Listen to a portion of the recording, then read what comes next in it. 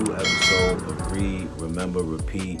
And we kicking this show off, showing some love to Iron Mastery Academy. Shout out Doc Spills and Christopher Terry. They're teaching people how to learn and earn on the go and manage their own finances. It's as simple as matching colors, and you can grow your account. This is needed for the community and definitely for the culture. I said, surround your mind with greatness, some of it will rub off. This is my office. This is where I start my day. And every day I read something. Form a habit of reading every day. It's about Proctor. My goal. And I love what you're doing as far as the read, remember, repeat, because that's imperative, man. And always, always, always, family, remember this. Read, remember, and repeat. Phenomenal Thursday, gang. Productive day nonetheless. How's everybody feeling? It's your host with the most, and we are back with the night show, giving y'all the source 2 times a day. So it's no excuse to say, yo, I didn't learn or I couldn't learn, because we giving it to you twice, one in the daytime, one at night. So like, share, subscribe, do what you gotta do in order for you to have this knowledge, right? So we left off on competition, matter of fact. And competition is, what kind of person are you? Are you a competitor? Are you a competitive type of person? But this is a trait that some people have. They are, competitors, and they can learn to use that to their advantage. We jumping on to connectedness now, and we'll see what type of person is a connectedness type of person, right? Things happen for a reason. You are sure of it. You are sure of it because in your soul, you know that we are all connected. Yes, we are individuals responsible for our own judgments and in possession of our own free will, but nonetheless, we are part of something larger. Some may call it the collective unconscious. Others may label it spirit or life force. But whatever your word of choice, you gain confidence from knowing that we are not isolated from one another or from the earth and life on it. The feeling of connectedness implies certain responsibilities. If we are all part of a larger picture, then we must not harm others, because we will be harming ourselves. We must not exploit, because we will be exploiting ourselves. Your awareness of these responsibilities creates your value system. You are considerate, caring, and accepting, certain of the unity of humankind. You are a bridge builder for people of different cultures. Sensitive to the invisible hand, you can give others comfort that there is a purpose beyond our humdrum lives. The exact articles of your faith will depend on your upbringing and your culture, but your faith is strong. It sustains you and your close friends in the face of life's mystery. Connectedness sounds like this. Mandy M. Homemaker, humility is the essence of connectedness. You have to know who you are and who you aren't. I have a piece of the wisdom. I don't have much of it, but what I do have is real. This isn't grandiosity. This is real humility. You have confidence in your gifts, real confidence, but you know you don't have all the answers. You start to feel connected to others because you know they have wisdom that you don't. You can't feel connected if you think you have everything. Rose T. Psychologist. Sometimes I look at my bowl of cereal in the morning and think about those hundreds of people who were involved in bringing me my bowl of cereal. The farmers in the field, the biochemists who made the pesticides, the warehouse workers at the food preparation plants, even the marketers who somehow persuaded me to buy this box of cereal, and not a different one sitting next to it on the shelf. I know it sounds strange, but I give thanks to these people. And just doing that makes me feel more involved with life, more connected to things, less alone.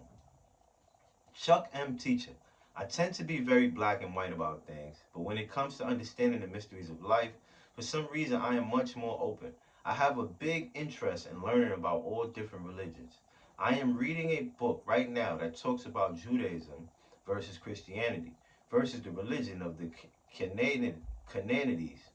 Buddhism, Greek mythology, it's really interesting how all of these tie together in some way. Ideas for action. Consider roles in which you listen. 1. Consider roles in which you listen and counsel. You can become adept in helping other people see connection and purpose in everyday occurrences. 2. Explore specific ways to expand your sense of connection, such as starting a book club, attending a retreat, or joining an organization that puts connectedness into practice. 3. Within your organization, help your colleagues understand how their efforts fits in the larger picture. You can be a leader in building teams and helping people feel important. 4. You are aware of the boundaries and borders created within organizations and communities, but you treat these as seamless and fluid. Use your connectedness talents to break down silos that prevent shared knowledge. 5. Help people see the connections among their talents, their actions, their missions, and their successes. When people believe in what they are doing and feel like they are part of something bigger, commitment to achievement is enhanced. 6. Partner with someone with strong communication talents. This person can help you with the words you need to describe vivid examples of connections in the real world. 7. Don't spend too much time attempting to persuade others to see the world as a linked web. Be aware that your sense of connection is intuitive. If others don't share your intuition, rational argument will not persuade them. 8. Your philosophy of life compels you to move beyond your own self-interest and the interests of your immediate constituency and sphere of influence. As such, you see the broader implications for your community and the world. Explore ways to communicate these insights to others. 9. Seek out global or cross-cultural responsibilities that capitalize on your understanding of the commonalities inherent in humanity.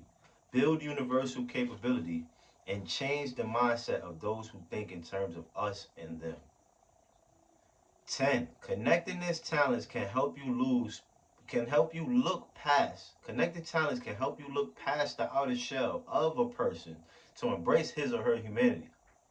Be particularly aware of this when you work with someone whose background is very different from yours. You can naturally look past the labels and focus on his or her essential needs. Now, working with others who have connectedness. 1. This person will likely have social issues that she will defend strongly. Listen closely to know what inspires this passion in her. Your acceptance of these issues will influence the depth of the relationship you can build with her. 2. Encourage the person to build bridges to the different groups in your organization. She naturally thinks about how things are connected, so she should excel at showing different people how each relies on the others. 3. If you also have dominant connectedness talent, share articles, writings, and experiences with the person. You can reinforce each other's focus. Family, it is source time, and after this source, we'll be right back.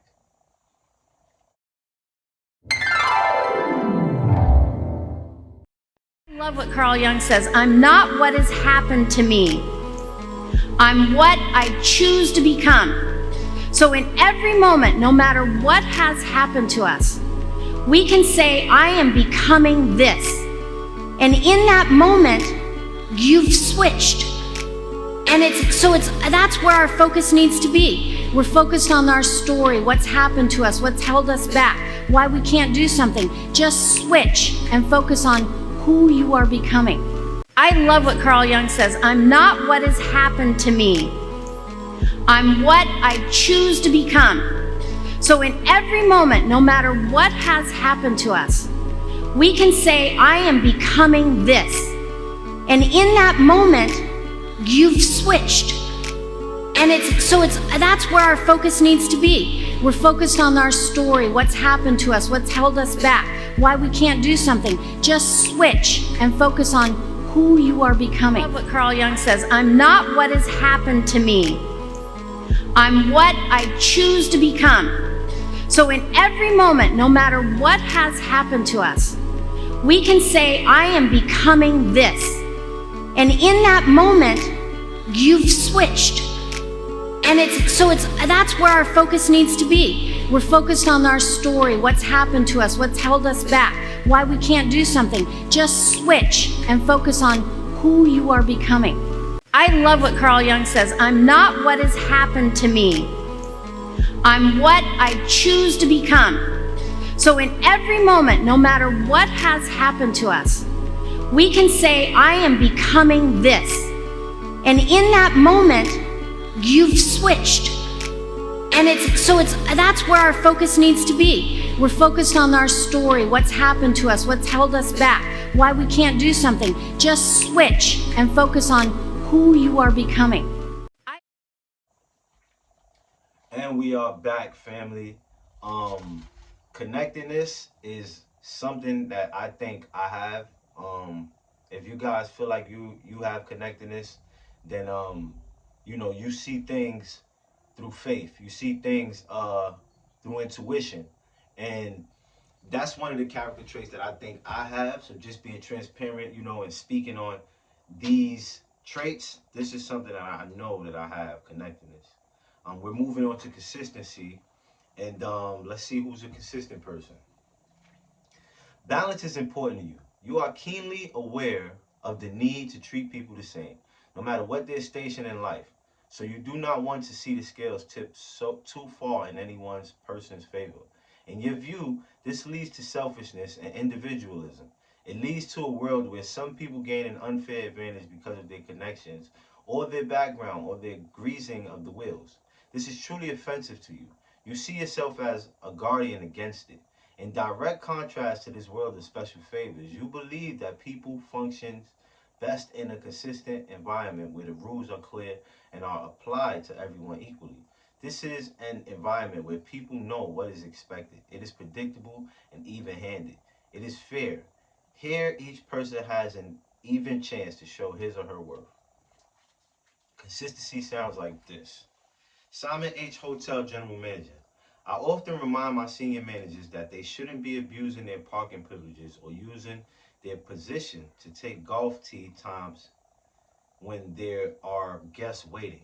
They hate my drawing attention to this, but I am just the kind of person who dislikes people abusing their perks.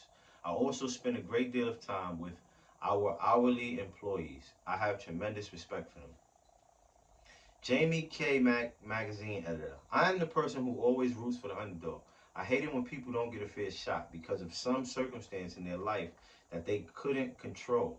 To put some teeth to this, I am going to set up a scholarship at my alma mater so that the journalism students of limited means can do internships in the real world without having to keep paying for their college tuition.